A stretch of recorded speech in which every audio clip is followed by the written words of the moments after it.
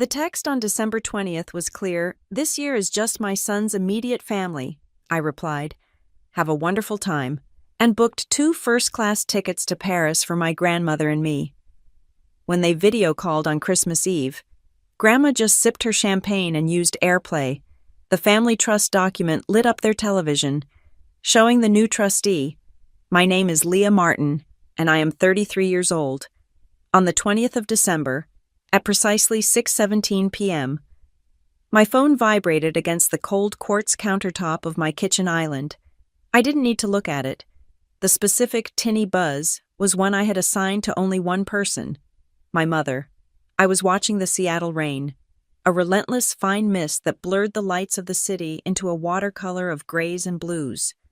My apartment, 2/3 of the way up a building that promised unobstructed views of the Sound, was silent. I had built my life around this kind of silence. Controlled, sterile, and intentional.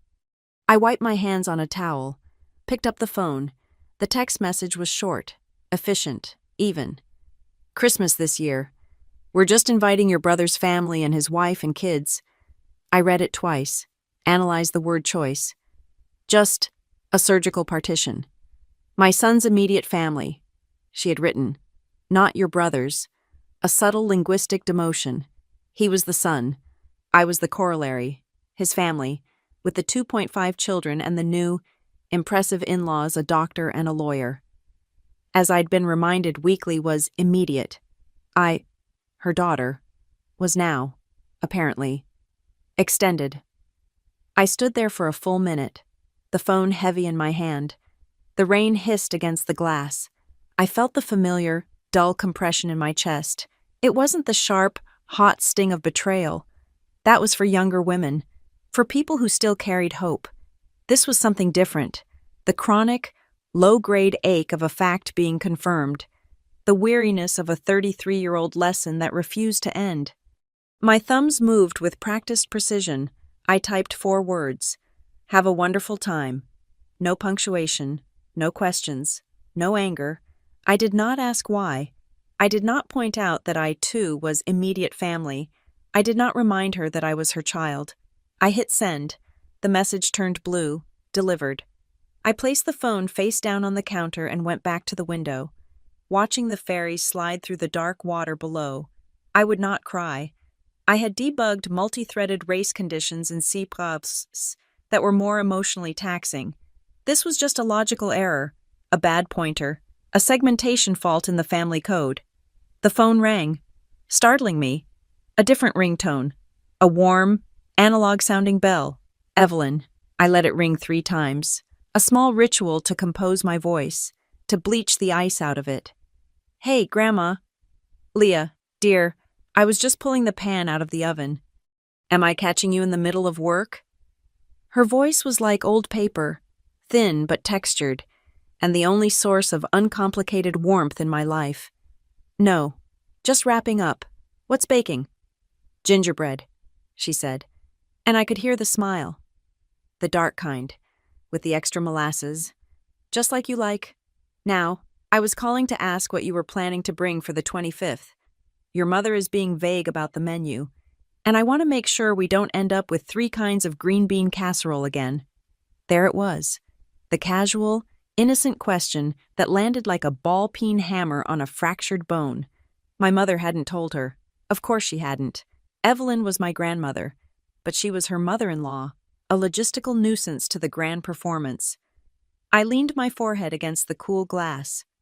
"You know, Grandma, I haven't even thought about it. I've been so buried in a new project. Tell me about the gingerbread. Did you use the crystallized ginger I sent you?" I kept her on the line for 10 minutes. I steered the conversation, asking about her neighbors, her arthritis, the book she was reading. I made her laugh, a dry, crackling sound that I loved. I painted a vague picture of a holiday I would not be attending, a ghost at a feast I was barred from. I did it to protect her, to shield her from the casual cruelty of her own daughter. I promised to call her back tomorrow. I hung up and the silence of the apartment rushed back in, heavier this time. This was the hollowness. It was no longer painful. Not really. It was just familiar. It was the exhaustion of a lifetime spent on the periphery, 33 years of being the quiet, intense, difficult one, while my brother, with his easy smile and football trophies, soaked up all the light. I was the one who didn't fit the narrative. My successes were weird, nerdy, and unphotogenic. His failures were romanticized as finding himself. I walked over to my laptop, sleek and black on the desk. I opened it. The screen illuminated my face, my real life, my calendar. Sentinel Arc Labs, a block of red tomorrow morning. NDA call project Scythe IP escrow terms. I thought about the terms, the clauses I had personally drafted, hidden deep in the acquisition contract, the intellectual property kill switch, tied to an escrow account that only I and my two co-founders, Maya and Darius, could access. The thing that made the $290 million sale possible.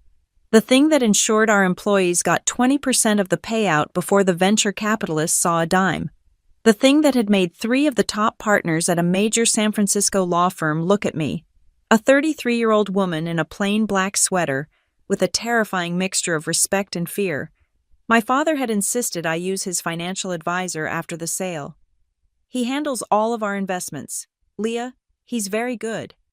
I'd taken the meeting, listened to the man patronize me about mutual funds, and then quietly moved my entire net worth into a blind trust managed by a woman in Zurich, whose name my family had never heard.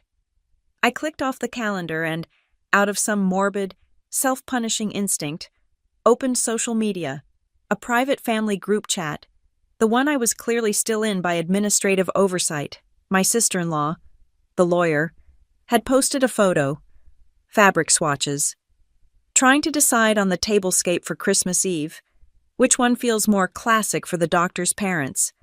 My uncle replied, "As long as there's enough bourbon, they'll love it. Can't wait to show our new in-laws a proper family Christmas." A proper family Christmas. I looked at the color swatches, burgundy and gold, performative, curated, a stage set for a play I had not been cast in. They weren't just having a holiday, they were impressing an audience. And I, with my quiet intensity and my lack of a photogenic, high-status husband, was bad for the brand. I closed the laptop. The screen went dark, and my reflection stared back at me, pale, tired, but my eyes were clear. "Not my fault," I whispered to the reflection. It wasn't an affirmation, it was a diagnosis. This is their choice, a choice made, no doubt, in a family meeting I wasn't invited to. A choice to prioritize the aesthetics of a party over the inclusion of their own blood. I would not fight it. I would not beg for a seat at a table that was never truly set for me. I opened a drawer in my desk. Beneath a stack of unread security journals, there was a folder. I pulled it out. A flight itinerary, drafted 6 weeks ago, never ticketed. Seattle C to New York, JFK, 2 round-trip, first-class seats, for Grandma Evelyn. She had mentioned in passing, months ago, that she'd always wanted to see the Rockettes at Christmas, that she'd seen a newsreel of it once back in the 1950s, but never had the money. I had found the best seats, booked a suite at the St. Ush Regis overlooking the park, arranged for a private car, and then, a week before the planned trip, her hip had flared up. "Oh, next time, dear," she'd said, her voice small with disappointment. "It's too much. Don't waste the money." The itinerary sat there, a ghost of a kindness, an uncashed check. My professional phone, a hardened, encrypted device, buzzed on the desk. A different number. I picked it up. "Mr. Jensen, good evening. Leah Martin." The voice on the other end was gravelly, professional. "Ms. Martin, good to hear from you. Everything is quiet here. Just confirming the systems check. Is the radiant heating operational in the main lodge?" "Yes, ma'am. Fired it up yesterday, just as you scheduled. The snowplow service is on standby for the main road, and the pantry is stocked per your list. And the generators. Fuel topped off, tested this morning. You're all set, if you decide to come." "Thank you. Mr. Jensen, I'll let you know." I hung up. The ranch.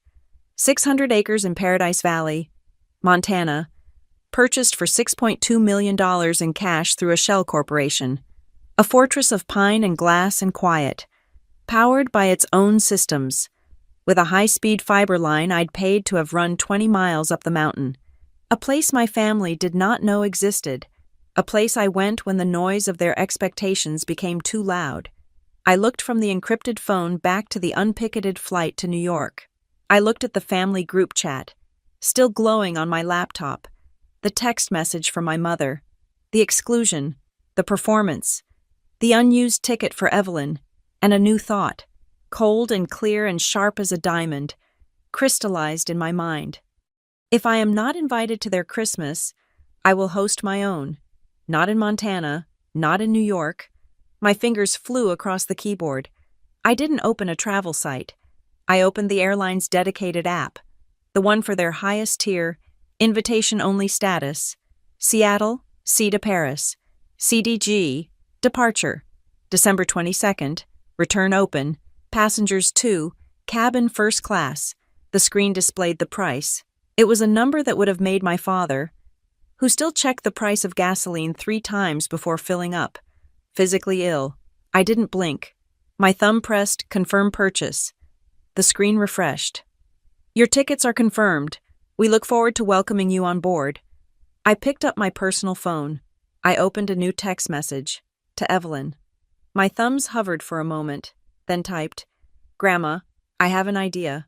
I paused, a small, thin smile touching my lips for the first time all day. It's a little crazy. Paris. I hit send. The rain was still falling, but the gray in the apartment felt different now.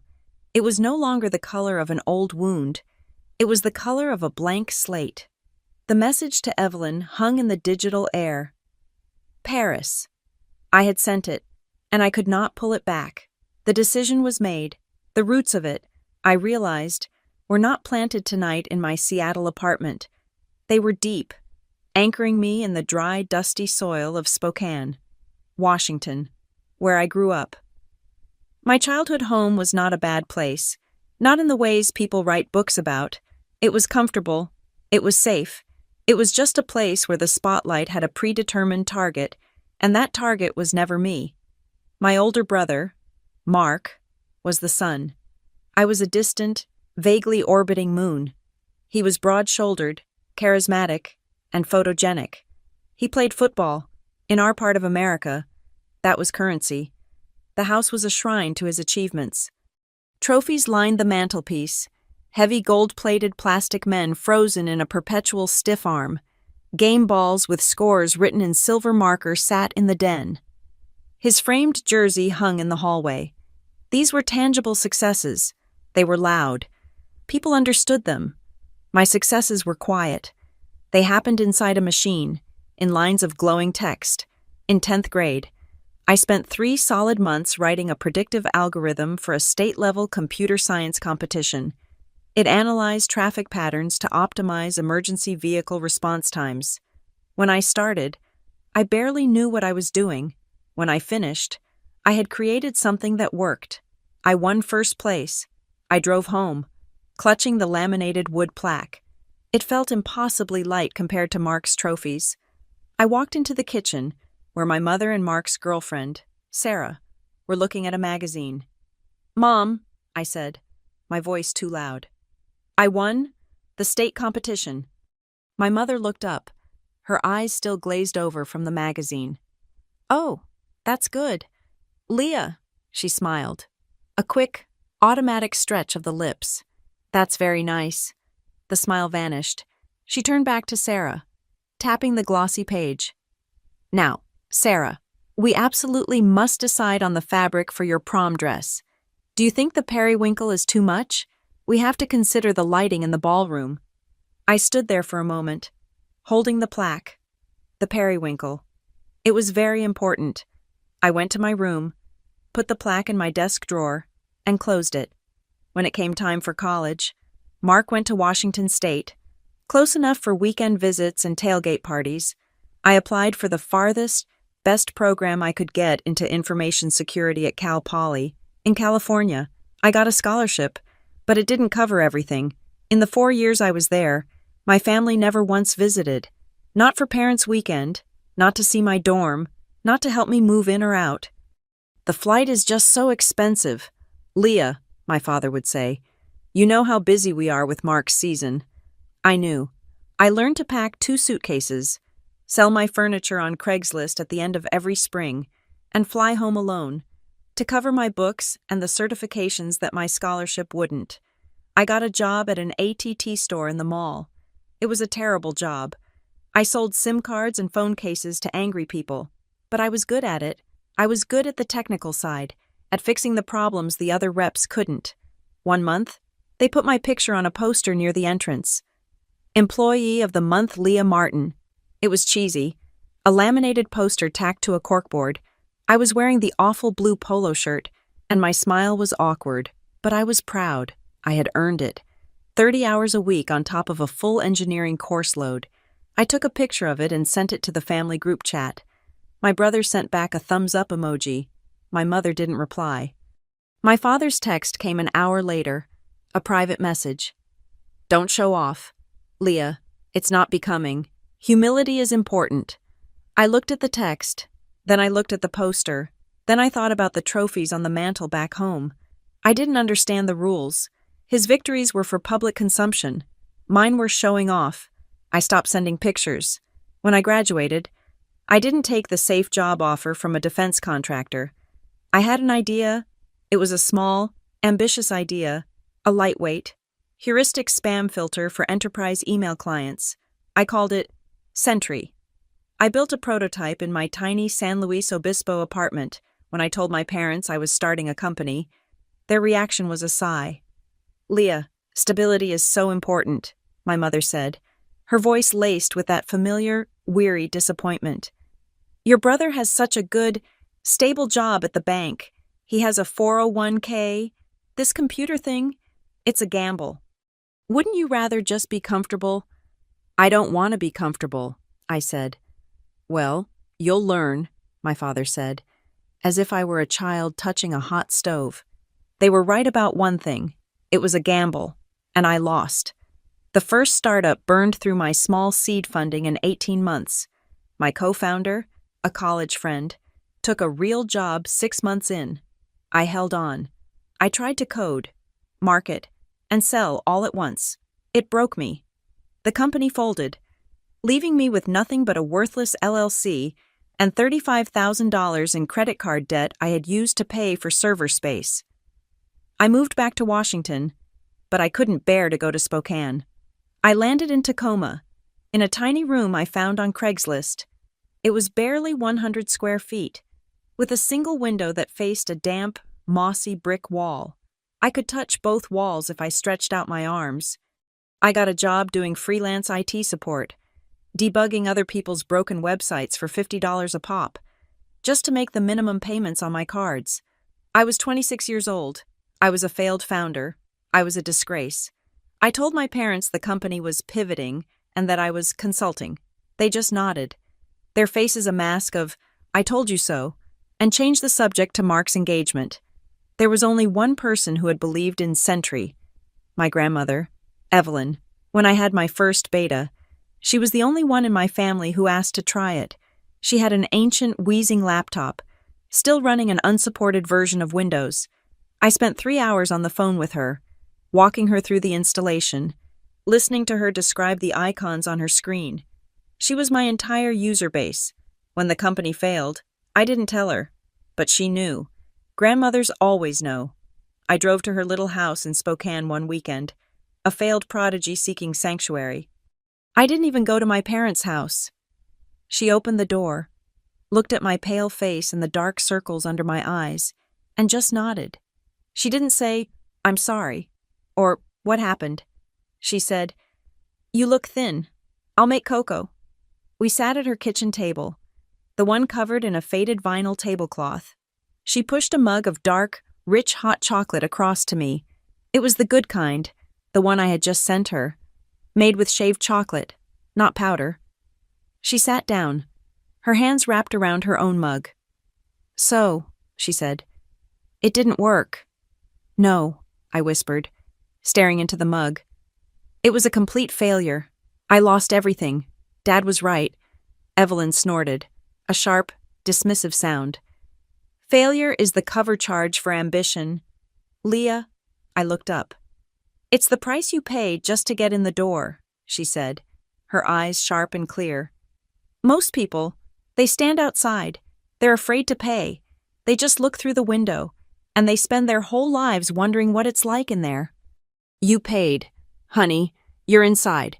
Don't you dare leave the line now. That sentence was the steel rod they'd forgotten to put in my spine. I drank the cocoa. I drove back to Tacoma. I started working, my family. Meanwhile, doubled down on their own ambitions. Their ambition was normalcy. It was the perfect, traditional. Proper Christmas. It was their annual performance. Mark was the star. His wife, Sarah, was the supporting actress. And I was stage crew. I learned my role. I learned to fly in on the 24th, smile, and make myself useful. I was the one who washed the good crystal by hand.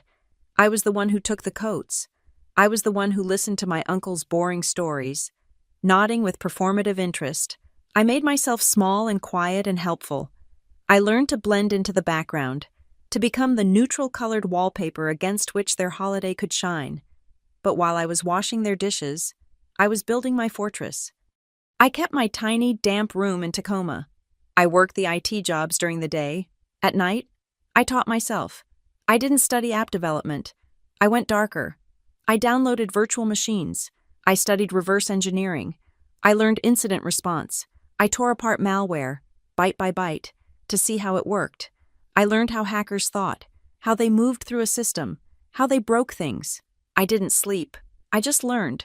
On the rare occasions my family asked about my computer job, it was only to measure me. Are you making good money now, Leah? My father would ask. Is it as much as Mark's bonus? I would just smile and say, I'm comfortable, Dad. I learned a very important lesson in those years. Love, I discovered, doesn't have a key performance indicator. You cannot quantify it. You cannot force it. You cannot earn it by being good or smart or successful. It is either given or it is not. But respect is different. Respect is a transaction. And sometimes, the only way to earn it is by proving, unequivocally, that you do not need it. My value, I learned, was not in my presence. It was in my absence. It was in my silence. I looked at the text message I had just sent to Evelyn. Paris. I wasn't just offering her a trip. I was cashing in my chips. I was done paying the cover charge. I was about to buy the club. Sentinel Arc Labs was not born in a startup incubator with whiteboard walls and kombucha on tap. It was born in a rented garage in Tacoma, the kind with a rattling metal door and a concrete floor so cold it seeped through the soles of your shoes. This time, I was not alone. I had learned from Sentry. You cannot build a fortress by yourself. I had Maya, and I had Darius. Maya was law. She had walked away from a junior partnership at a Seattle firm, claiming she was tired of defending the dragons and wanted to build the castle. She was sharp, precise, and saw contracts the way I saw code as a system of instructions that could be exploited or fortified. Darius was research and development. He was a quiet, brilliant man who had spent 5 years in network defense. He didn't just understand systems, he felt them. He could spot a bad actor by the rhythm of their packet requests. I was the architect, the one who built the engine and laid the strategy. Our product was born from my time in the dark. We called it the black box. Companies were developing faster than they could secure themselves, pushing code a dozen times a day in their CI/CD pipelines. They were leaving digital doors wide open, leaked API keys, unsecured credentials in public code repositories, anomalous behaviors in their build chains. We built a tool that acted like a flight recorder for their entire development process. It didn't just scan for known vulnerabilities, it learned the unique behavior of their system. It created a baseline of normal, and the instant the very microsecond a developer or a process acted abnormally, the black box flagged it, isolated it, and sounded the alarm. The first 6 months were brutal. We had a handful of small business clients, beta testers who were paying us pennies. The cash was non-existent. My savings from the IT support jobs evaporated. Then my personal savings. I sold my car, an old sedan, for cash and started taking the bus. My diet became a rotation of ramen packets, the kind that cost 20 cents apiece. Doubt was a physical weight. I would sit in that cold garage, my fingers numb, thinking about my brother's stable 401k. Then the call came. It was 2:45 in the morning on a Tuesday. A mid-sized logistics company, one of our largest clients, which meant they paid us almost nothing. They were on fire. Not a simple breach, but a full-scale assault. A sophisticated attacker was inside their system, moving laterally toward their shipping manifests and payment gateways. Their CISO was panicked. "We're dark," he yelled into the phone. "We can't see him. We can't stop him. And he's encrypting everything." Darius was already on a keyboard. "He's good," Darius murmured, his eyes scanning logs. "He's not using a script. He's thinking." Maya was on the phone with their legal team, getting emergency authorization. I just coded. I found the entry point, a compromised developer credential, just as our thesis predicted. But the attacker was already past it, using a zero-day exploit we'd never seen. We couldn't kick him out, so we built a box around him. For 72 hours, we did not sleep, the three of us, in that garage, fueled by gas station coffee. We manually rerouted their entire network, segment by segment, through our black box prototype. We didn't just watch the attacker. We profiled him. We learned his habits. We anticipated his next move and walled off that part of the system seconds before he arrived. We kept the company running. We held the line. On the third day, the attacker, realizing he was trapped in a labyrinth of our making, simply gave up and disconnected. The system was clean. A week later, the logistics company's chief information security officer flew to Tacoma. He was a tall man in an expensive suit. He stood in our garage, looked at the exposed wiring, the empty ramen cups, and the three of us, who looked like survivors of a plane crash. He didn't say thank you. He just pointed at our prototype. That was a proof of concept. I'm signing a contract. The first-year contract was for $1.2 million. We moved out of the garage and into a real office, a small space with actual heating. We hired our first 3 engineers. The first thing I did, before we even cashed the check, was pull Maya into a room. "I want to structure the cap table," I said. "But I want something non-standard." "What?" she asked. "If we are ever acquired, I want the employees to be paid first. Not us, not the investors, the employees." Maya raised an eyebrow. "That's not how this works. Leah." "Make it work," I said. 20% of any sale, off the top, goes into an employee-managed labor trust. Priority shares, ironclad. She smiled. "I'll draft it." We grew. We built a honeypot, a fake system designed to lure attackers. 6 months later, one took the bait. It wasn't a script kiddie. It was a sophisticated group. Darius caught the signature. "This is new," he said, his voice quiet with a terrifying kind of excitement. "They're testing us." That night, Darius reverse-engineered their malware.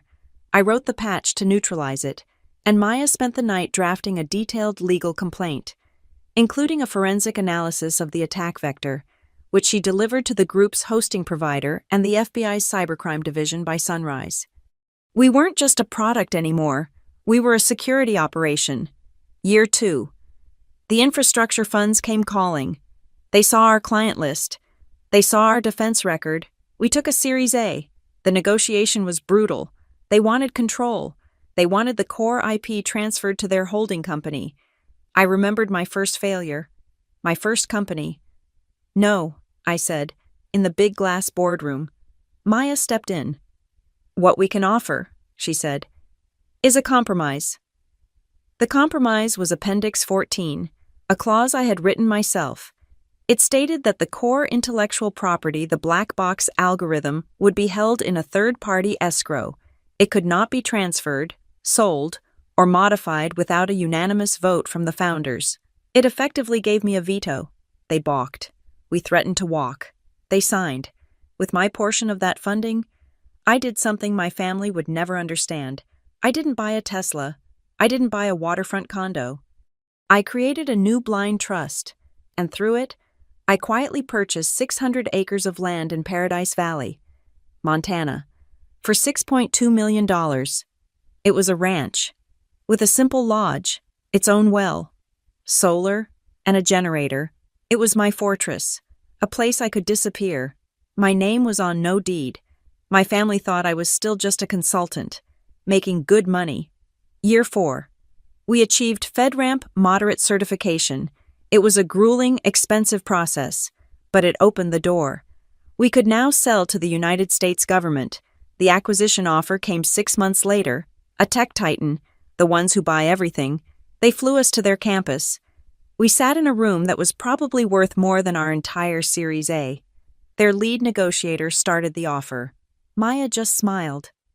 "Before we discuss price," she said, "I want to make sure you've all had a chance to read Appendix 14 of our investor agreement." The color drained from the negotiator's face. He had not. The final deal was signed 3 weeks later, $290 million.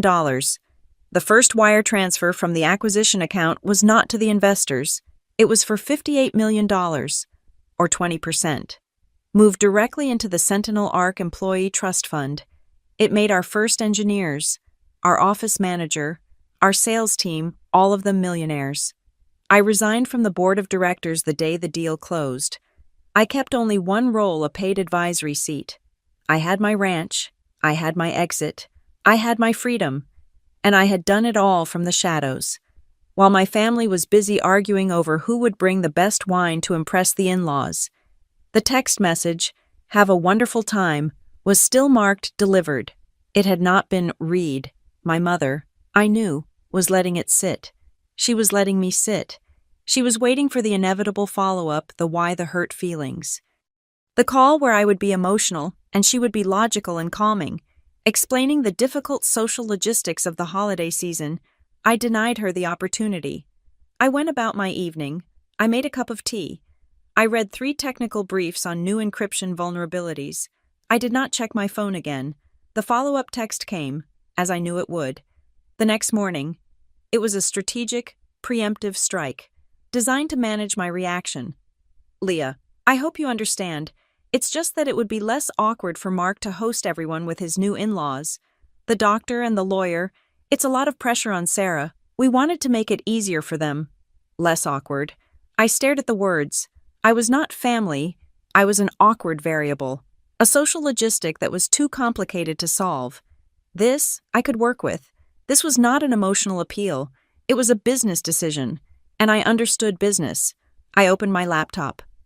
My aunt, the one who was always organizing the family tree on a shared cloud drive, was famously bad with digital security. I had helped her set up her account years ago. I still had the recovery credentials. It took me less than 30 seconds to access the shared family drive. There it was, a folder labeled Christmas 2023. Inside, a document. Guest list, final. I clicked it. It was a spreadsheet, a list of names, my aunts, my uncles, my cousins, and there, near the top, was my name, Leah Martin, and next to it, in red, strike through text, was a comment from my mother, dated 3 days ago. Discussed in family meeting, will manage. A family meeting, one I had not been invited to. A meeting where I was an agenda item to be managed. I was not a person. I was a problem. I closed the document. I did not change anything. I did not leave a digital footprint. I logged out. I felt a strange, cold calm. The last bit of fog. The lingering, childish hope that this was all just a mistake, evaporated. This was an execution, planned and ratified by committee. I did not respond to my mother's text. Instead, I did a different kind of research. I found the resort my brother and sister-in-law were hosting at. It was an exclusive, showy place in the mountains, the kind with valet parking for skis. I found the event package they had likely booked. I pulled a high-resolution satellite image of the main lodge from a public server. I looked at the sprawling deck, the huge outdoor fireplace, the perfectly manicured grounds. "Nice," I said to the empty room. "But not for me." My phone buzzed again. This time, it was Evelyn. Her text was simple. "Your mother told me the plan. If you're sad, you come over here. I've got that dark gingerbread." I looked at the message, and the ice around my heart cracked. Just a little. She didn't argue. She didn't make excuses for my mother. She just offered sanctuary. She offered cake, I typed back, my fingers moving quickly now. "Grandma, I have a plan. It's not cake. It's better. How is your hip feeling?" Her reply was almost instantaneous. "Old, but it still travels. What are you up to, child?" "I'll call you in an hour," I wrote. "Pack a bag." Then, the operation began. I was no longer Leah Martin, the excluded daughter. I was Leah Martin, the architect. My objective was not to host a better Christmas. My objective was to create a memory so profound, so perfect, that the snub from my family would become what it truly was irrelevant. First, the venue. I opened the browser, Hôtel de Crillon, Paris. I had stayed there once for a business meeting. It was not just a hotel. It was a statement. It overlooked the Place de la Concorde. I booked the Bernstein suite, a corner room with balconies and a view of the Eiffel Tower. I paid for it with the card from my private trust, the one my family's financial advisor didn't know existed. Next, the main event, Christmas Eve. While they would be managing the awkwardness of their new in-laws, I would be managing a different kind of detail. I called the hotel's concierge directly. "I need a private dining room for the evening of the 24th. For two? Yes, just two. I want it to have the best view of the square, and I want flowers, peonies. If you can find them in winter, they're her favorite." I confirmed the booking. I selected the menu, a classic French réveillon, and paid for it in advance. Then, the memory. My grandmother wasn't a materialist. She was a woman of stories, of moments. I needed to honor that. I hired a small, discreet Parisian film crew, a two-person team I found through an art house production company.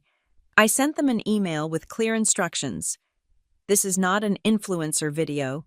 This is a tribute. You are to be invisible. You are capturing the story of an 80-year-old woman seeing Paris for the first time. It is for her. It is for memory." I delved deeper. I remembered a story she told me, about a postcard she'd had on her mirror for 40 years. It was a painting from the Musée d'Orsay, a specific one, a minor impressionist piece, but it was the one she loved. I contacted the museum's curatorial office. I explained the situation. I made a significant donation to their arts education fund. In return, they agreed to a private, after-hours tour for Madame Evelyn on the 23rd. They would open the gallery she loved, just for her. No crowds, just her and the painting. The plan was solid, but it needed a personal touch. I went into my closet, to a garment bag in the back. Inside was my grandmother's old coat, a beautiful classic wool coat from the 1960s.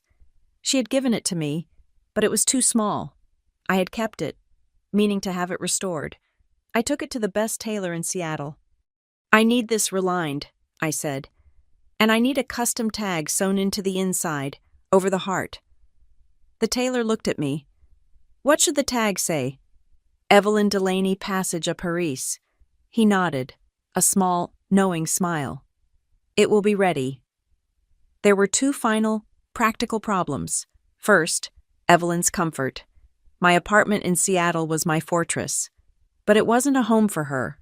I went to my desk, opened the safe, and took out a small, velvet box. Inside was a single, high-security key. The key to the penthouse I had bought, the one 2 floors above my own, which I kept empty. As a guest house and a quiet place to think, it was her escape route. A place in the city she could go, anytime, no questions asked, if she ever needed to be away from the noise of the family. I put the box in my bag. Second, communication. I would not have my grandmother fumbling with international phone plans. I went to the store and bought 2 brand new, top-of-the-line smartphones. I spent an hour configuring them. I set mine up with my credentials. For hers. I simplified the interface. I removed every app except Photos, Weather, and a single, large button on the home screen. A picture of my face. I programmed it. One touch, I would tell her. That's all you have to do to call me, anywhere in the world. I activated an unlimited global roaming plan on both devices. My last act of preparation was an email. I compiled the entire itinerary flights, hotel, tour times, dinner reservations. I attached her medical information and her preferred pharmacy. I sent it to her primary care physician in Spokane. Subject: medical clearance for international travel. E. Delaney. I laid out the plan. The minimal walking required. The comfort and care I had arranged. I asked him to confirm her prescriptions and to clear her for travel. I leaned back. My calendar was full. My finances were deployed. My logistics were locked. I thought about the family meeting. The red strike-through on my name. The text about awkwardness. I would not send a single angry text. I would not make a single phone call. I would not argue, or defend, or ask for an apology. I would just create a memory so bright and so beautiful that it would cast their petty, curated Christmas into a permanent shadow.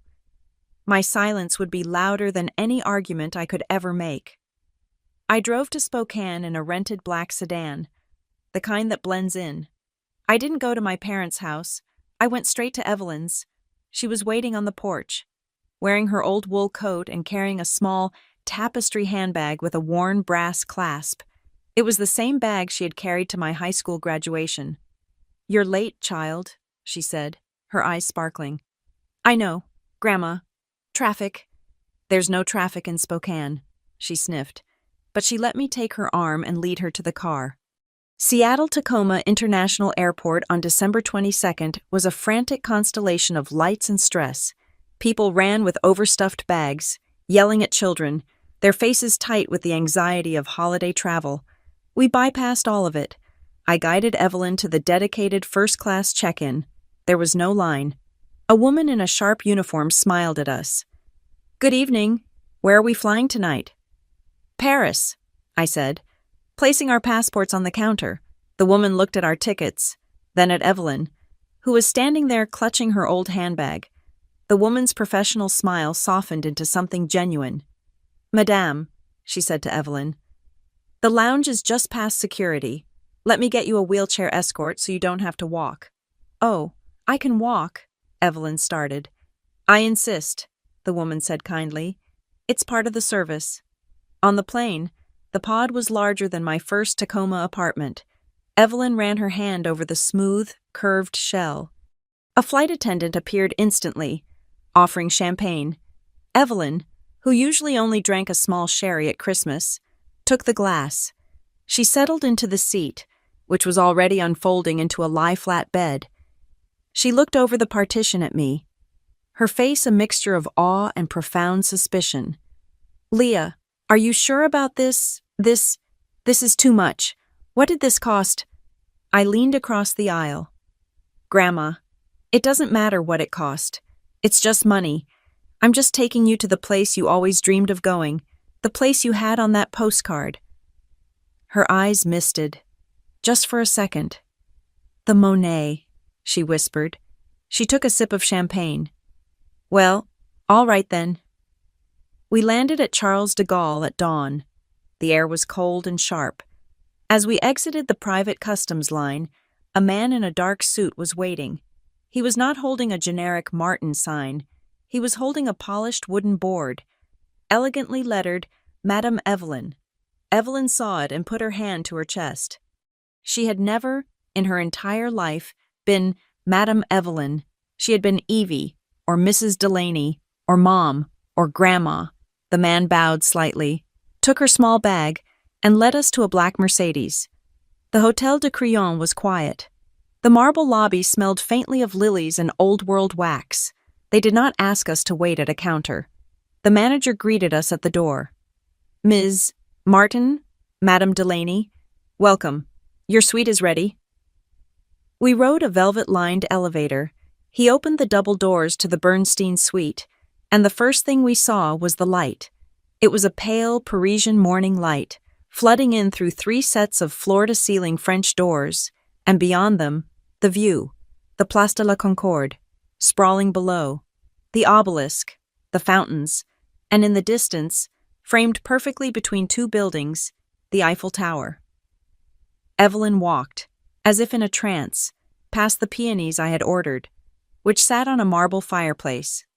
She walked past the sitting room, past the king-size bed. She went straight to the center balcony, opened the doors, and stepped out. The city was waking up. The sound of traffic was a distant, civilized hum. She placed her weathered hands on the cold stone balustrade.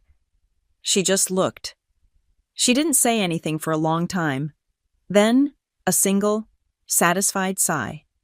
"Well," she said, "to the city. Finally." That afternoon, after she had napped on sheets she claimed were made of clouds, we walked. I let her set the pace. We went down to the river and walked slowly across the Pont Alexandre III. The bridge was absurdly ornate, all gold statues and Belle Époque lamps. She stopped in the middle, leaning on the railing to look at the Seine. "You know," she said, not looking at me, "when I was 22, I worked at a bakery in Spokane. I woke up at 4 every morning. I saved every tip, every single one. I had a jar, and I put a picture of this city on it." She laughed, a dry, small sound. "I wanted to come here. I saved for 2 years. I had almost enough for the boat ticket, not a plane, a boat." "What happened?" I asked. "Oh," she said, waving a hand. "Life. Your grandfather's father got sick. The farm needed help. The money went to a tractor engine, and just like that, it was gone. You don't get second chances at 22. I took her arm. "Sometimes you just get them at 80. I took her shopping, not to the big, intimidating flagship stores on the Champs-Élysées. I took her to a small, quiet boutique in the Marais I knew. The owner, a chic woman in her 60s, saw Evelyn and immediately understood. She didn't try to sell her something trendy. She brought out a simple, beautiful dress of soft, gray wool and a matching cashmere wrap. Evelyn tried it on. It was perfect, except the shoulder was a little stiff. The owner called over a tailor, who was working in the back. He took one look, nodded, and returned in 10 minutes. The seam on the shoulder adjusted perfectly, sitting warmly on her frame. Evelyn looked at herself in the mirror. She didn't look like a tourist. She looked like she belonged. That evening, the 23rd, was for the museum. The main halls of the Musée d'Orsay were dark and silent. A single curator met us at a side entrance. We walked over the glass floor, our footsteps echoing in the vast, empty train station. He led us up to the Impressionist gallery. It was roped off, but he unhooked the velvet rope for us. "Please," he said, "take your time." Evelyn found it instantly. The postcard, the painting she had looked at for 40 years. It was a simple Monet, a quiet landscape, not one of his famous ones. She walked right up to it, closer than any guard would normally allow. She just stared at it, her head tilted. The cameraman I had hired, a young man who looked more like a student, was 20 feet away, his camera low. He wasn't filming Evelyn. He was filming the painting and then panning slowly to her face, capturing the reflection of the canvas in her eyes. She reached out, her finger trembling, and grazed the edge of the heavy gold frame. A single tear traced the line down her cheek. She wasn't sad. It was the tears of a debt being paid. Later, we had dinner, not at the Grand Hotel, but at a tiny bistro on a side street, the kind with checkered tablecloths and a gruff, friendly owner. We ate coq au vin and drank a simple, robust red wine. When the owner heard our story, that it was Evelyn's first ever night in Paris, on Christmas Eve, he brought over 2 small glasses of Calvados, the apple brandy, on the house. "To Noël, madame," he said, raising his own glass from behind the bar. "To Paris." As we sat there, Evelyn laughing, her face flushed with the wine and the warmth. I took out the new phone. I opened the camera. I took a short video. It was just 30 seconds. Just her, raising her glass, the lights of the bistro sparkling behind her. I looked at the clip. It was perfect. It was the truth. I opened my messaging app. I went to the family group chat, the one filled with talk of table settings and doctor-in-laws. I attached the video. I thought about the caption for a long time. I could have said nothing. I could have said, "Merry Christmas from Paris." But I didn't. I typed one sentence. "Here's to the only one who believed in me before I believed in myself." I hit send. I put my phone in my pocket. It took less than 5 minutes. My phone, the one in my pocket, began to vibrate. Not once. It began to pulse. A relentless, frantic buzzing. Messages, texts, missed calls. I ignored them. "What's all that, dear?" Evelyn asked, finishing her brandy. I pulled out the phone. The lock screen was a cascade of notifications. My mother, my father, my brother, my aunts. "Where are you? What is this? You took Grandma to Paris. Call me right now. Why would you do this?" My cousin, the one who lived on social media, had screenshotted the video and posted it to his public Instagram story. The match had been lit. The fire was spreading. I looked at the chaos on my screen. Then I looked at Evelyn, who was signaling for the check. I silenced the phone. "It's nothing, Grandma," I said. "Just work." I showed her the one-touch call button I had made for her. "This is your new phone. If you need me, you just press my face." She looked at the phone, then at my buzzing, frantic device. "They're bored, Leah," she said, shrugging on her new coat, the one with the hidden label. "They've got nothing better to do. Pay the man. We have a schedule to keep." The walk back to the hotel was quiet. The bistro's warmth faded, replaced by the crisp, cold air of the Paris night. Evelyn's arm was linked through mine. She didn't ask about the phone, and I didn't offer an explanation. Inside the suite, the soft lighting and the view of the illuminated city felt like a sanctuary. But the phone on the table was a blinking grenade. I sat on the sofa. Evelyn went to the balcony, looking at the city. "It's beautiful at night," she said, her voice calm. "All those lights." I picked up the phone. 22 missed calls, 47 text messages. I opened the first one. My mother. "You need to call me immediately. This is not funny. Leah." I pressed the call button. She picked up before the first ring was finished. "What do you think you are doing?" Her voice was not worried. It was sharp, cold, and vibrating with rage. "Good evening, Mother. I'm just getting back to the hotel."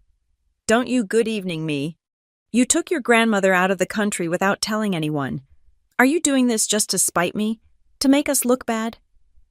I looked over at Evelyn, who was still peacefully watching the traffic circle the obelisk. I turned back, lowering my voice. "I'm with the person who invited me. Mom, you were very clear about your guest list. I just made other plans." "You," she sputtered.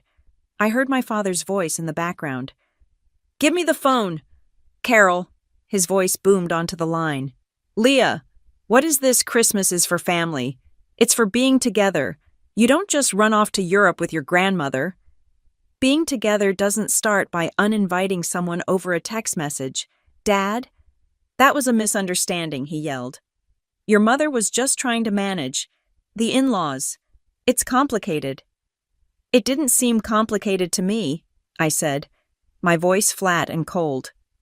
The guest list was very clear. My name had a red line through it. "We'll manage." You managed it. Now I'm managing my own holiday. There was a stunned silence on the other end. He hadn't known I'd seen it. "How did you—" "That's not the point. The point is, you are being divisive and cruel, and you are upsetting your grandmother." "She looks fine to me," I said. "She's on the balcony, enjoying the view of the Place de la Concorde. But thank you for your concern. I have to go." "You will not hang up on me." I pressed the red icon. I ended the call. The silence that followed was heavy. My phone immediately buzzed again. My mother. I declined the call. It buzzed again. A text message. From a number I recognized but rarely used. My sister-in-law. Sarah, the lawyer. Her text was different. Leah, I had no idea you were this wealthy. My parents are asking questions. This is very awkward. I stared at the message. This was the real problem. Not my grandmother's happiness, not the fractured family. The performance had been disrupted. The new in-laws, the doctor and the lawyer, were confused. The narrative of the humble, successful son and the difficult spinster daughter was collapsing. I typed a reply. You didn't need to know. I put the phone on Do Not Disturb. A new message slipped through the filter. My brother, Mark. It wasn't text. It was a picture. His 2 children, a boy and a girl, bundled in snowsuits, building a lopsided snowman. They were cute kids. The caption read, They miss their Aunt Leah. They don't understand why you're not coming. The guilt, the final predictable weapon, the one they always used, deploying the children as a shield. I looked at the photo. Then I looked at Evelyn, who had come inside and was pouring herself a small glass of water. I took a photo. Just a simple, candid shot. Evelyn, in the beautiful hotel suite, with the lights of Paris twinkling behind her. She was smiling, a small, contented smile. I sent the photo back to my brother. No text, no caption. Just her smile, countering his. My phone buzzed again. My mother. She had found a new angle. Leah, you don't understand. Our house is small. We're trying to host Sarah's entire family. It was just a matter of space. It was just too difficult to arrange. Too difficult. Too small. I went to my laptop. I logged back into my aunt's cloud drive. I found the folder for the resort. I found the catering contract. It included a photo of the private family room they had booked for the Christmas Eve dinner. It was a sprawling, rustic hall with vaulted ceilings, a stone fireplace, and seating for 50. I took a screenshot. I texted it to my mother. Looks like plenty of room to me. This time, the silence was longer. Then, a new message.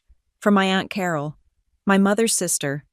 Leah, dear, I need to be honest with you. They had a meeting.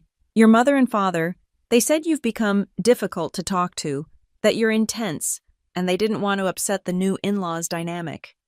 They said you wouldn't fit in with the happy mood. I read the text, and the last piece of the puzzle clicked into place. The final, cold, hard truth. It was never about the space. It was never about the money, or the difficulty, or the logistics. It was about hierarchy. It was a pecking order. I was the family's registered failure, the weird, quiet one. And when the new, high-status in-laws arrived, I was the one who had to be moved to the children's table and then out of the room entirely. Lest my intensity spoil the happy mood, I realized, with a chilling clarity, that my success was actually the problem. As long as I was the struggling, quiet consultant, I was manageable.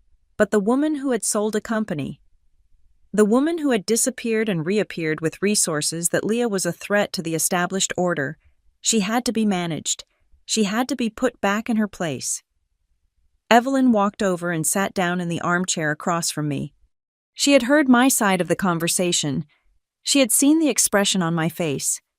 She reached out and put her small, wrinkled hand over mine, stilling my fingers, which were already typing an angry reply to my aunt. Leah, she said, her voice firm, but kind. Stop explaining. Stop defending. You've been explaining yourself to them your whole life, and they have never, not once, bothered to listen. She squeezed my hand. You're here. I'm here. This is real. That is just noise. Let them talk. You and I. We have a schedule. Now, live. I took a deep breath. I let it out. I turned the phone over, face down on the table. She was right. I went to my laptop to check on the details for Christmas Eve.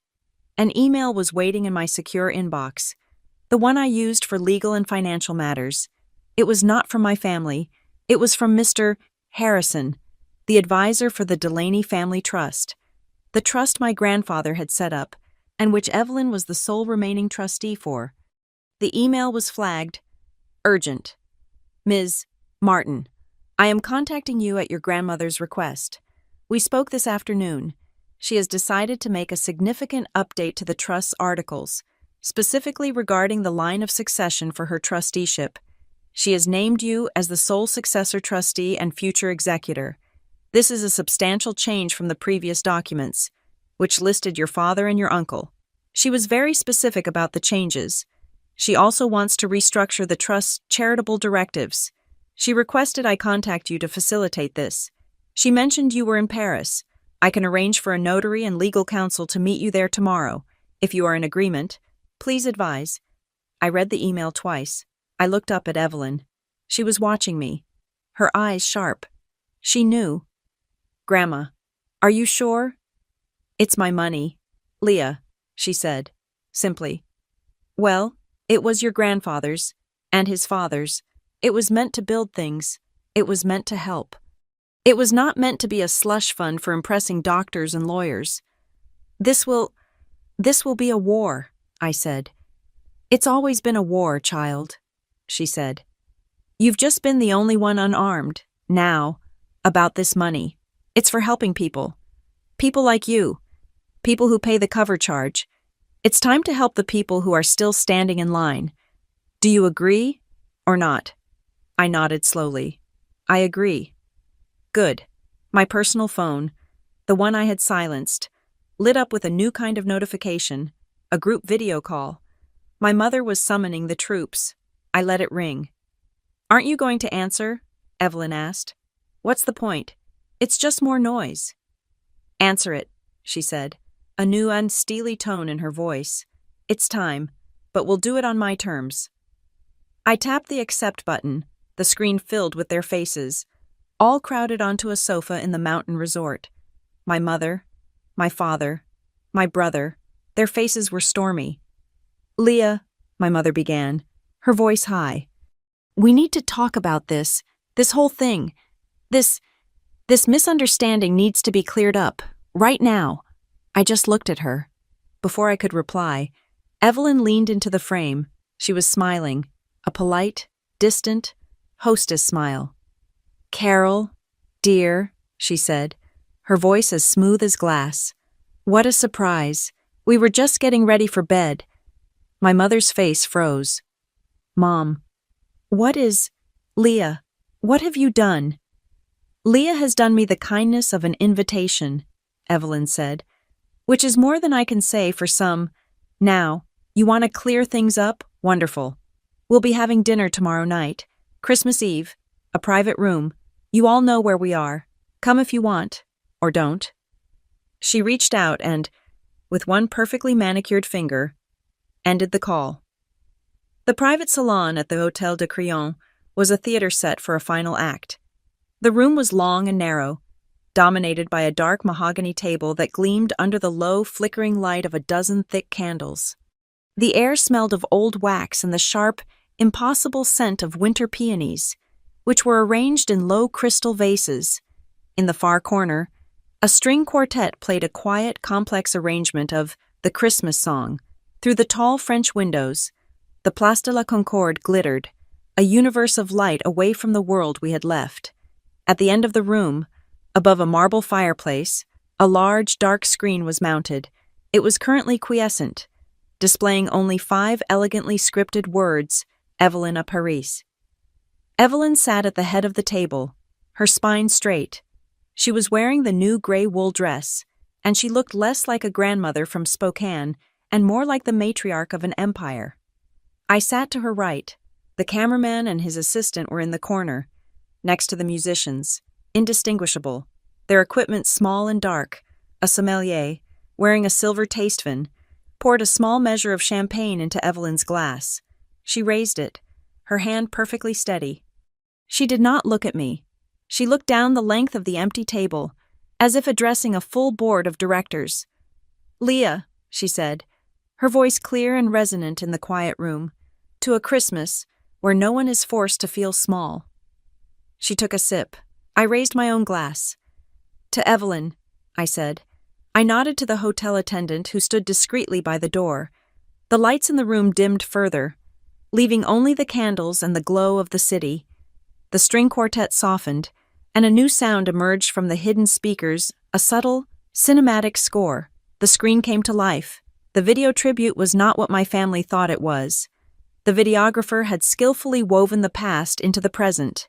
It began with the old, digitized photographs I had given him, grainy images from the 1970s and 80s my grandfather, tall and thin, my mother as a teenager, defiant and bright. Then, it shifted to a series of Christmases from the 1990s. The camera loved my brother. Mark, beaming, holding up a new football. Mark, standing by the fireplace, surrounded by gifts. Mark, at the head of the table, carving a turkey. And in the background of 3 different shots, I had found myself, a ghost at the feast. In one, I was just a blur of a brown sweater, visible over my father's shoulder, my hands in the kitchen sink, washing dishes. In another, I was sitting alone on the bottom stair, watching the family open presents, my face half hidden. The music swelled, and the screen cut to black. A single word faded in, white on black hemally. The score changed, the screen filled with color, sharp and vibrant. It was Evelyn, stepping onto the hotel balcony for the first time, her hands gripping the cold stone balustrade. It was Evelyn, her face 3 inches from the Monet at the Orsay, her eyes wet with the recognition of a 40-year-old dream. It was Evelyn, her head thrown back, laughing in the bistro, her face flushed with wine and the warmth of the room. The cameraman had caught the moment, panning from her joyous face to the Eiffel Tower as it exploded in its hourly cascade of light. Evelyn watched herself, her hand pressed against her lips. When the bistro scene played, she let out a small, sharp laugh of pure delight. "Ah," she whispered, to the screen. "There I am, finally." The video ended with a long, slow shot of the Seine at dawn, the water like polished steel. As the screen faded to black, I reached for Evelyn's hand under the table. Her skin was like paper, but her grip was like a vice. A single, muffled flash, nearly invisible, illuminated our joined hands. The cameraman had his shot. The string quartet began to play again. A waiter stepped forward to present the first course, and my phone, placed deliberately on the table beside my plate, lit up and began to vibrate. It was not a text. It was an incoming group video call. My mother. Evelyn looked at the buzzing phone, then at me. A small, satisfied smile touched the corners of her mouth. "Right on schedule," she said. I tapped the green button. I propped the phone against the heavy silver centerpiece. Their faces flooded the small screen, a chaotic jumble of anger and confusion. My mother was front and center, her face pale and pinched. My father loomed over her shoulder, his expression thunderous. On a sofa behind them, I saw my brother and Sarah, his lawyer wife. I could even see my aunt and uncle, drawn into the drama. They were crowded together in the rustic, expensive lodge in Washington, the great stone fireplace roaring behind them, their perfect Christmas interrupted. "Leah," my mother began, her voice high and tinny through the phone's speaker, "what is the meaning of this, that story? Your cousin saw it.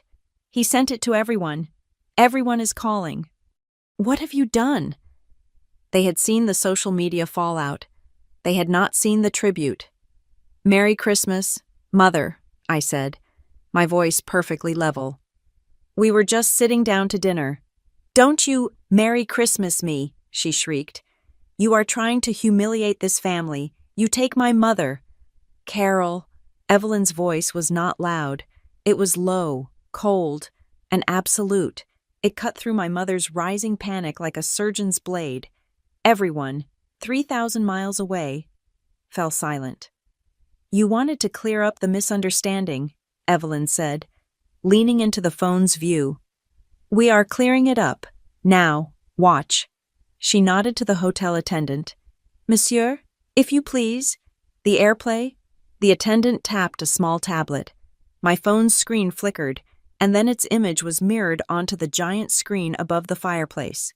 At the same time, I shared my screen with the group video call. My brother's face went blank. What is this? What is she doing? The screen in our Paris salon and the screen in their hands in Washington now showed the exact same thing. It was not a video, it was a clean digital document, a PDF. The title was at the top, in stark, unforgiving Times New Roman. First Amendment to the Evelyn Thomas Delaney Family Trust. I heard a sharp intake of breath. It was Sarah, the lawyer. She knew what this was. As the sole living trustee, Evelyn said, her voice as calm as a frozen lake, I have instructed my counsel to make some significant updates. They were ratified and filed this morning. Leah, if you would. I scrolled to the first item. My voice was flat, the voice I used to use when reading technical specifications. Item 1, I said, the creation of the Delaney Grandchildren's Scholarship for Technology. This scholarship will disperse $500,000 annually, in perpetuity, to be awarded to first-generation female students in computer science and engineering, with priority given to applicants from the state of Washington. My father's face was turning a dangerous shade of red. Evelyn, you can't. The trust. That's our... I can, Evelyn said. It's done. Item 2. Leah. I scrolled again. Item 2. All real estate assets currently held by the trust in King County, Washington. I paused. My father looked confused. My mother was lost. But Sarah, the lawyer, closed her eyes. She knew the county records. Specifically, the property at Four Seasons Private Residences, Seattle, Unit 28B, will be immediately transferred, title and all, to the newly formed Delaney Pathways Foundation. What foundation? My brother asked, his voice weak.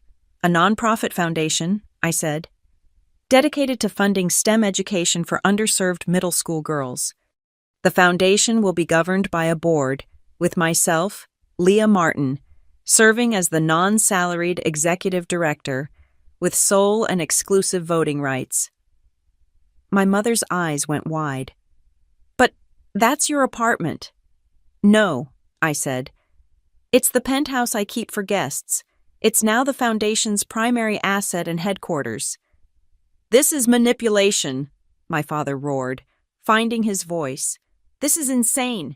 We will contest this. This is elder abuse. Leah, you? Item 3.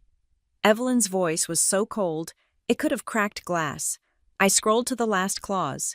This was Maya's contribution. My Sentinel ARC lawyer had drafted it on a 3-hour notice, and it was a work of art. Item 3, I read. The forfeiture clause. In the event that any listed beneficiary of the original trust or their spouse, I made eye contact with Sarah's frozen face on the screen, engages in litigation, public disparagement, slander, or any form of public attack, whether verbal, written, or by proxy, against the acting successor trustee, all their future disbursals and claims upon the trust, in their entirety, will be immediately and irrevocably forfeited. Those forfeited funds will be transferred, in full, to the endowment of the California Polytechnic State University. I smiled, a thin, cold smile. No negotiation. The lodge in Washington was silent. The only sound was the crackle of their enormous, performative fireplace. My father's mouth was open, but no sound was coming out. Sarah was staring at the screen, her legal mind frantically running calculations, processing the brutal, airtight finality of the trap. They couldn't sue. They couldn't slander. They couldn't even complain to their friends without risking everything. Evelyn picked up her wine glass. And of course, the amendment designating Leah Martin as that successor trustee. All signed, witnessed, and notarized this morning. Merry Christmas, everyone. She nodded to me. I ended the call. The string quartet began to play again. The waiter stepped forward. Madame, Monsieur, your first course, the waiter, with movements as silent as the snow that wasn't falling, placed the first course in front of us, a perfect, sculpted disc of foie gras torchon, with a fig reduction and toasted brioche. The string quartet had seamlessly transitioned into a complex classical piece. The phone, dark on the white tablecloth, lit up again. Another group video call. "They are persistent," Evelyn noted, picking up her fork. "They're wounded," I said. "They've just lost control of the narrative. And the bank." "No," she corrected, taking a small bite. "They've just been handed the bill for their own choices. Answer it. But do not raise your voice. The person who is calm is the person who is winning." I accepted the call. The image resolved. The same faces, the same room, but the dynamic had shattered. The anger was gone, replaced by a hollow, ringing shock. Sarah, the lawyer, was whispering frantically into my brother's ear. My father just looked old. My mother was the first to speak, her voice trembling, not with rage, but with a desperate, failed attempt at matriarchal authority. "Leah, what is this, a scholarship? A foundation, that apartment. That's a family asset. You can't just, you don't even have a family of your own. You don't understand what it means to build something for your children." It was the oldest, deepest cut, the one they had always used.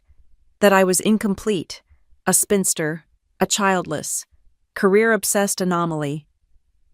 "I have a life of my own. Mother," I said, my voice perfectly even. "A life I built while I was being told to be smaller, quieter, and more helpful. A life none of you ever bothered to ask a single question about. This is the result of that life." My father pushed into the frame, his face pale. This is a mistake. Evelyn, Leah has poisoned you. She's manipulating you. No one meant to exclude her. It was a space issue, a misunderstanding. We can fix this." A new voice crackled from the background of their room. My Aunt Carol. "That's not true. David." "Carol," my mother snapped. "You be quiet. This is a private family matter." "I am family," my aunt said, her voice rising, shaky with either guilt or a newfound courage. "And I was in the meeting. I was right there. It's not a misunderstanding. I heard you. You said, 'Leah will just make it intense.' You said, 'It's easier if she's not here.' You struck her name off the list with a pen. David, I watched you do it." A dead, heavy silence fell over the call. My father stared, speechless. My aunt had just thrown the grenade. My brother, Mark, finally spoke, trying to reclaim the logic. It wasn't malicious. We wanted the party to be tidy. The in-laws, the kids. It was just simpler. It was a logistical choice." Evelyn, who had been quietly eating her first course, set down her fork. She leaned toward the phone, her eyes magnified with a cold, analytical brilliance. "Tidy, Mark," she asked, her voice soft. "Or presentable?" Mark flinched. Sarah, the lawyer, stepped forward, her face a mask of professional control. She was no longer a daughter-in-law. She was counsel for the defense. "Okay, that's enough. This is highly irregular. This is borderline coercion. You cannot just ambush us with legal documents on Christmas Eve. You're turning a holiday into a deposition. You should have gone through counsel. This isn't a trial." Evelyn smiled. It was the thinnest, sharpest smile I had ever seen. "Oh, but my dear, you're mistaken. I'm not the one who turned this into a trial. You all did that. 3 days ago, in that family meeting. You sat as judge and jury. You found my granddaughter guilty of being difficult and intense. You sentenced her to exclusion." She leaned closer. "I'm not holding a trial. I'm just reading the minutes of the meeting back to you. It seems you just don't like hearing the verdict when it's not in your favor." She picked up her water glass, took a sip, and continued. "You all talk about what you know. You talk about family. Let me tell you what I know. 3 years ago, my furnace broke. It was January. The temperature in my house was 40 degrees. I called your father, David. He said he'd look into a repairman's schedule when he had a moment. My father's face was white. I called you. Mark, she said, her gaze pinning my brother to the sofa. You said you'd see if your bank had any special loan programs for seniors. I was freezing for 2 days, wearing my coat indoors. Now, Mom, my father started. That's an exaggeration. I was there, Evelyn snapped, silencing him. And then Leah called. Just to check in. I tried to lie, but my teeth were chattering. She was in Tacoma, a 4-hour drive. It was snowing. She said, "Don't move, Grandma." She arrived at my house at 10 o'clock at night. She had just been paid for a small consulting gig. She had exactly $54 in her checking account. She gave 50 of it, in cash, to the emergency heating repairman she had called from the road. She sat with me until the heat came back on at midnight, and then she drove 4 hours back to Tacoma because she had to work the next morning. She ate ramen noodles for 2 weeks to make up for that $50. She never told any of you. She never posted about it. She never asked for a single word of thanks. The silence on the call was absolute. Do you want to know what else I know? Evelyn continued, relentless. I know that when the First Presbyterian Church downtown, the one your mother pretends to love, needed a new server system for their food bank, a donation of $10,000 appeared from an anonymous donor. I only know who it was because I volunteer there, and I saw the car that dropped off the hardware late at night. I recognized the license plate. It was Leah's rental. She didn't want a plaque. She didn't even want a tax receipt. She just wanted the hungry to get fed. My mother's face crumpled. It was the first genuine, unscripted emotion I had seen from her in years. I didn't know, she whispered. She never said any of that. I told you, I said, my voice quiet, cutting through the silence. I told you the furnace broke. I told you about my work projects. You were busy. I looked right at her. You were busy arranging things to look nice. Mom, it's very hard to hear the truth when you're that focused on the table space. My father put his hand on her shoulder. He looked at the screen, at me, at Evelyn. He saw the game was over. He tried for a truce. This is all just... It's all in the past. It's Christmas. Let's just stop. Okay, stop. Leah, Evelyn, come home. We'll fly you back. We'll fix this. We'll go back to how it was. This was it. The final, desperate plea for reset. The desire to rewind the tape, to put the genie back in the bottle, to pretend the red line was never drawn. No, Dad, I said. He looked confused. No, you don't get it. You're still not listening. Back to how it was is the problem. How it was me washing your dishes by hand while you praised Mark for showing up. How it was you telling me humility was important while you built a shrine to his football trophies.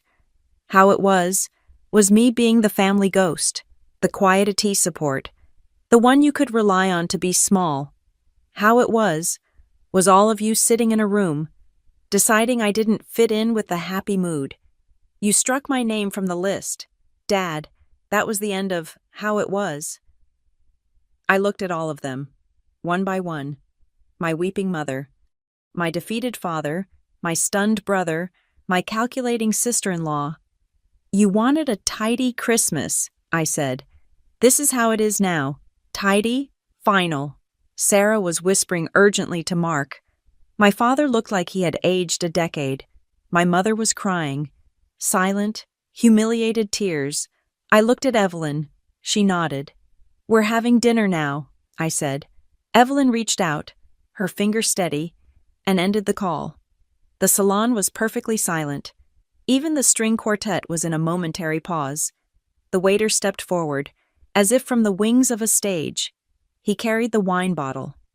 Madame, Miss Martin, the Sancerre, for your coquille Saint-Jacques. Evelyn straightened her napkin in her lap. She smiled up at him. Thank you, young man. It looks lovely. The only sound in the room was the delicate, high-pitched clink of my silver fork against the Limoges china. We ate the main course in a profound, magnificent silence.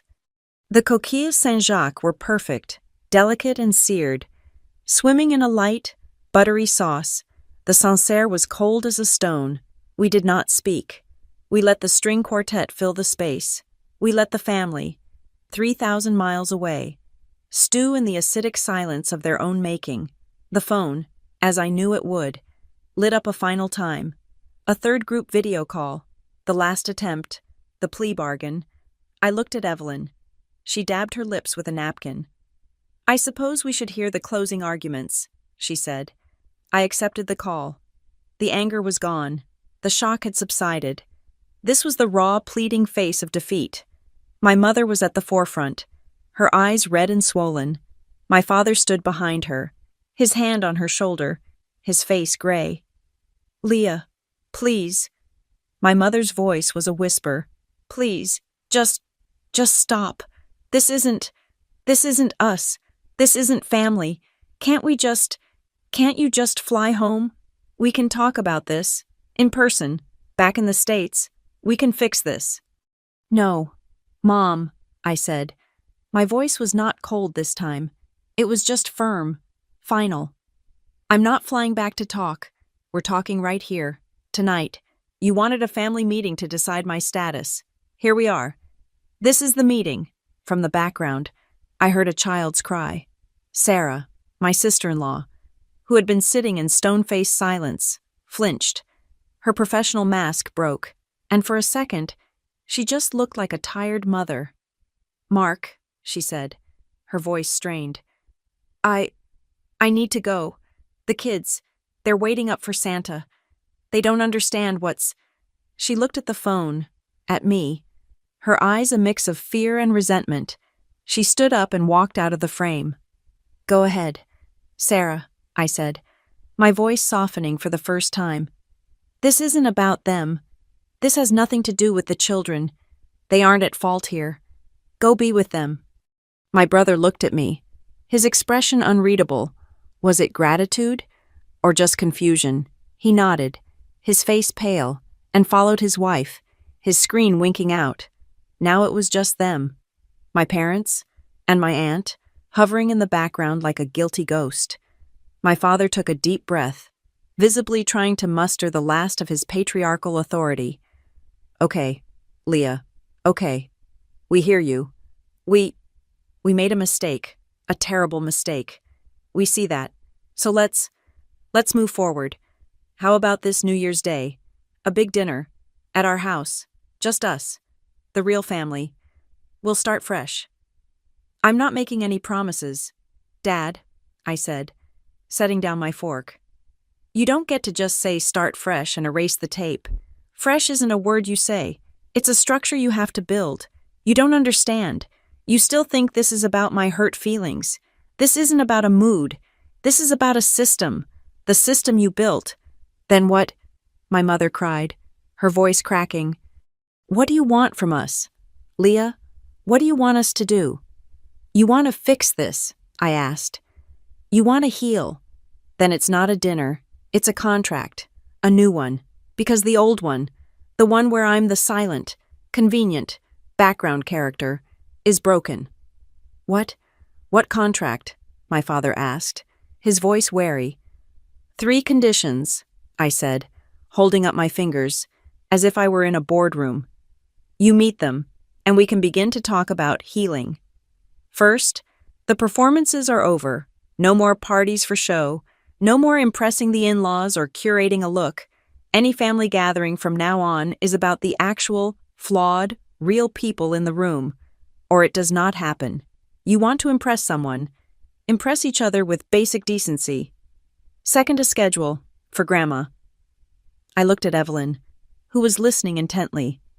She is not a social prop. She is not a burden to be dumped on me when it's convenient and excluded when it's awkward.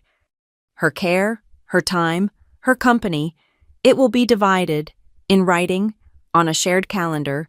You will all take a shift. You will all show up. No excuses. And third, I said, apologies. I don't want to hear the words, "I'm sorry." They are meaningless to me. They are just air. From now on, any apology to me, or to her, must be attached to a specific, measurable, positive action. You have 90 days to propose your first actions. I will be the sole judge of whether they are acceptable or just more performance." There was a heavy silence. My father just stared. Evelyn spoke up, her voice clear. "And I have a condition, too, for the new scholarship, the first one, the big one. It won't be named for me. It will be named for whomever in this family. You, David, you, Carol, even you, Mark, writes the 3 most genuine, insightful, and compassionate recommendation letters for the first group of applicants. We'll judge them blind. Your titles, your bank accounts, they are worthless. Only your words and your understanding will have value." As if summoned by the conversation, a man in a dark, perfectly tailored suit approached our table. He was not a waiter. He was followed by a woman carrying a leather attaché case. He bowed slightly. "Madame Delaney, Ms. Martin, I am Monsieur Dubois, from your counsel's office, and this is our notary. We have the documents you requested." He placed a thin sheaf of papers on the table, next to Evelyn's plate. As my parents watched, their faces frozen in disbelief. They're right there," my mother stammered. "This is an international legal matter." "Mother," I said, "it requires precision." Evelyn took a heavy gold pen from the lawyer. She signed the last page of the document, the one designating me as executive director of the Delaney Pathways Foundation. The lawyer and the notary countersigned, witnessing it. "It is done," the lawyer said in a low voice. At that exact moment, my secure phone, my work phone, rang. I excused myself and answered it. "Maya, you're on speaker." "Good evening. Leah, Merry Christmas." Maya's voice was crisp. "Just confirming. The U.S. Council has the wireframes. With the notarized Parisian witness statements you are scanning to me right now. The Foundation's corporate charter is ironclad. It will be filed and formalized with the state of Washington by 9 a.m. Eastern tomorrow. They can't touch it. They can't contest it. The forfeiture clause is, and I quote, brutally perfect. Congratulations, Director." I hung up and looked back at the screen. My father was shaking his head. "The Foundation, all that money, Leah, you'll control all of it. That apartment, the trust funds, the salary," my mother whispered, her mind finally grasping the scale of it. An executive director of a foundation that large. My God, Leah. I cut her off. "I am taking no salary," I said. "I have my own money. I am taking only the voting rights. The money stays with the foundation. It will be used for the work, for the girls who are building their own lives." This was the one thing they could not compute. The act had no selfish motive they could recognize. It broke their logic. But why?" my father asked, his voice small. "Because I am not buying respect, Dad," I said, leaning in. "I am just stopping myself from being rented." On the screen, my Aunt Carol, who had been silent this whole time, finally, completely, broke. It was not a quiet, dignified cry. It was a raw, ugly, painful sob. She pushed past my father, her face filling the camera. "Evelyn," she wailed. "Oh, God, Evelyn, I am so sorry. I am so sorry. I knew it was wrong. I went along with it. I wanted to be part of the nice party. I didn't say anything. I'm so sorry." Evelyn looked at her, not with anger, but with a profound, weary practicality. "Stop crying, Carol. It's a waste of energy. You want to be sorry. Good. Use it. Starting tomorrow. I want you, and I want you, David, and I want you, Carol, my daughter, to call one of the other children in this family, not Mark's, one of your sister's kids, the cousins you ignore, and I want you to ask them one simple question. What do you need for your education? Not for sports, not for a new car, for their studies. That is your first action item. Now, stop crying." A high, clear bell chimed in the salon. The head waiter, who had been waiting for this exact cue, stepped forward. He was followed by another, carrying a large silver tray. "Madame, Ms. Martin," he said, his voice warm. "Your omelette norvégienne." He placed the large, domed, baked Alaska in the center of the table. He took a small, silver ladle, filled it with dark rum, and warmed it over a small blue flame. Then, with a flourish, he poured it over the dessert. There was a soft whoosh. A column of blue-gold flame erupted, spectacularly bright. It licked up toward the ceiling, illuminating the entire room. It lit up our faces, Evelyn's and mine, in a warm, dancing glow, and on the small phone screen, it reflected, tiny and brilliant, in the tear-streaked, horrified, and utterly defeated faces of our family. The blue-gold flames of the omelette norvégienne burned low, leaving a warm, caramelized meringue. The waiter, with practiced ease, began to serve the dessert.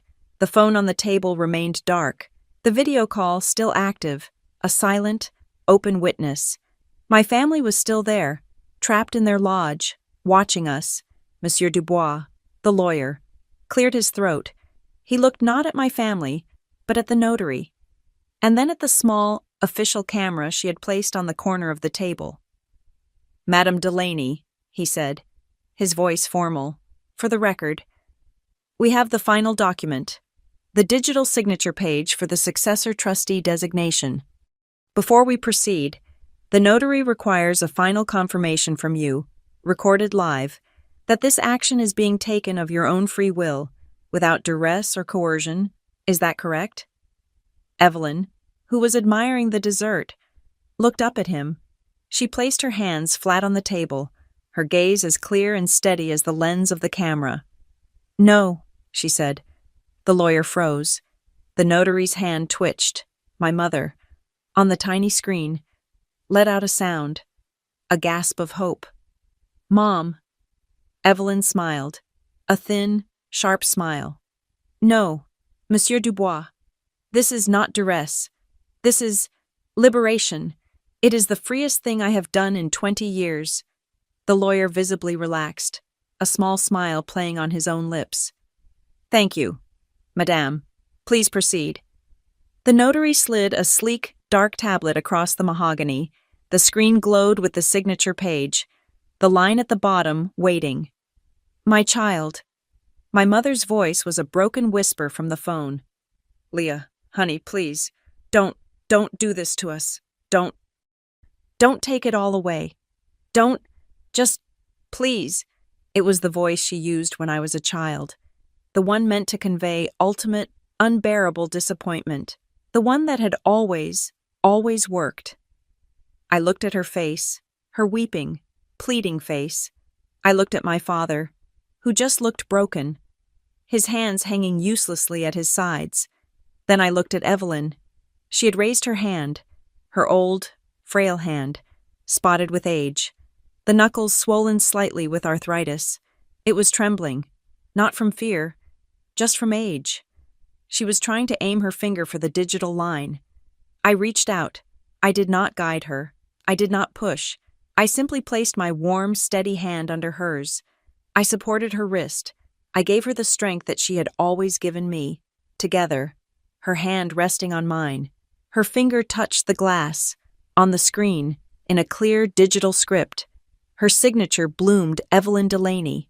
The screen flickered, processed the signature, and then refreshed. The large television above the fireplace, which was still mirroring our session, refreshed with it. The legal document vanished. In its place was a new, vibrant dashboard. A logo appeared, a clean, strong, sans serif font, Delaney Pathways, and beneath it, the new official designation in honor of Evelyn Delaney. My mother let out a low, keening wail. Before she could speak, I tapped the screen. The dashboard changed.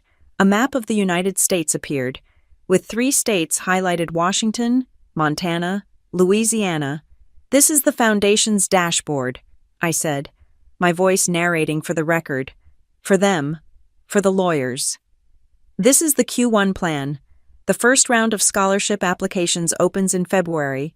In partnership with the University of Washington, the first STEM Girls Center, a pilot program, will be established in Montana, funded by the proceeds from the ranch you didn't know I owned, and the second, in rural Louisiana, will be funded by, well, by me.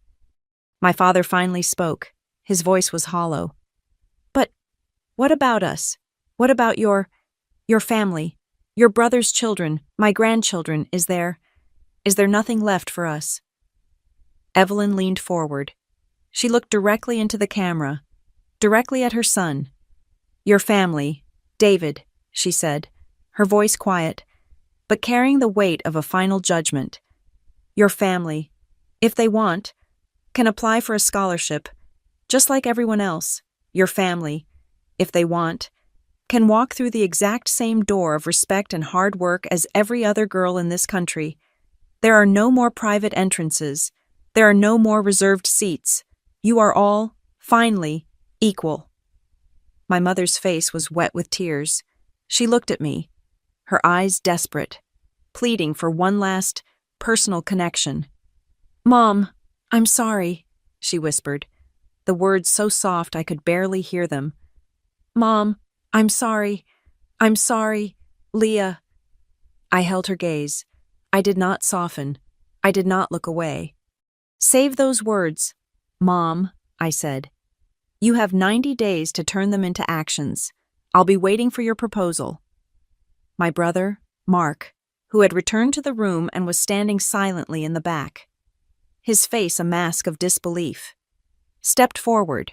He looked like he was about to say something, to argue, to defend, to plead. His mouth opened, and at that exact moment, from across the Place de la Concorde, a sound rolled through the air, so loud it seemed to vibrate the very glass of our windows.